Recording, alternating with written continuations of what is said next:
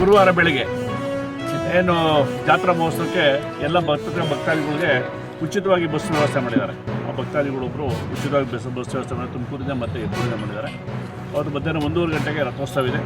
ಆವಾಗಲೇ ಅದು ಒಂದು ಟೈಮ್ನ ಸಂದರ್ಭದಲ್ಲಿ ಎಲ್ಲರೂ ಸಹಿತ ನಿತ್ಯ ದಾಸೋಹ ಏನು ನಡೀತದೆ ಅದರಾಗೂ ಸ್ಪೆಷಲಾಗಿ ಅವತ್ತು ದಾಸೋಹ ಮಾಡ್ತಾರೆ. ಸುಮಾರು 10,000-25,000 ಜನ ಸೇರೋದ್ರಿಂದ ಎಲ್ಲರೂ ಸಹಿತ ದಾಸೋಹ ವ್ಯವಸ್ಥೆ ಇರ್ತದೆ. ಸಂಜೆ ಪ್ರಸಿದ್ಧ ಗಿಲ್ಲಿ ನಟ ಒಂದು ಚಲನಚಿತ್ರ ನಟರು ಮತ್ತು ಏನು ಮೊನ್ನೆ ಬಿಗ್ ಬಾಸ್ ಗೆದ್ದಂಥ ವ್ಯಕ್ತಿ ಗಿಲ್ಲಿ ನಟ ಬರ್ತಾಯಿದ್ದಾರೆ. ಅವ್ರ ಜೊತೆ ಸುಮಾರು ರಾಗಿಣಿ, ರಾಘು ಮತ್ತು ರಘು ಮತ್ತು ಇನ್ನೊಬ್ಬರು ಗೋಪಿ ಮತ್ತು ಇನ್ನೂ ಸಣ್ಣ ಪುಟ್ಟ ಕಲಾವಿದರು ಬರ್ತಾರೆ.